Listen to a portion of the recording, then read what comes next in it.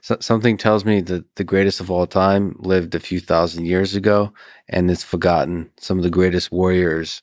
Like, you imagine the kind of grapplers. The history didn't record them. There could have been small tribes that developed mini UFCs, and they've developed the kind of things you have to think of, like the Gracies. Just a small family was able to develop so much so quickly. I often ask this discussion with John, and I think it's very important, like to mention.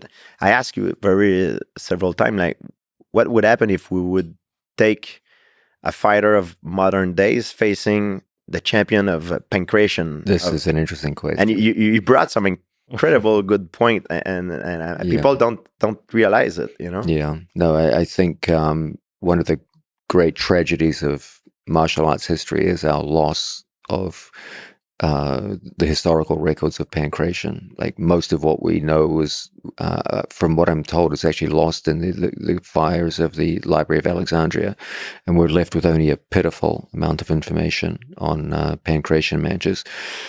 But what we do know is that there was a very large participation in the sport, and that it was widely considered the most popular sport in the ancient Olympics, and that it was represented in the ancient Olympics for many hundreds of years, plus a long period of time before its introduction into the ancient Olympics. And so the development time that it may have had would have been very significant.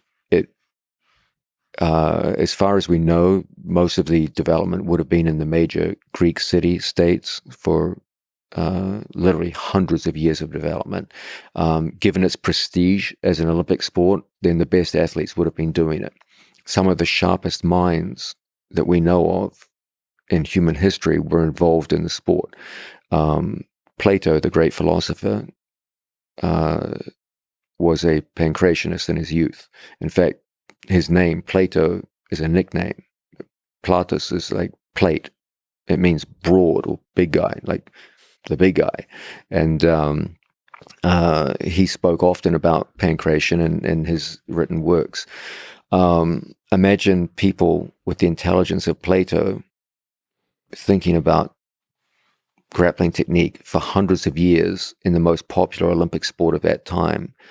Significant numbers of people with financial backing, as city-states put great prestige upon Olympic success. They would have funneled athletes in, brought in the best coaches, and they had that for many hundreds of years. Like, it's quite conceivable that the best pancreation athletes were of the absolute first quality.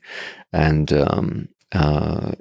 it's so sad to think we'll never know what was their skill level. And it's interesting to think about what kind of techniques they developed, whether there's stuff we haven't discovered.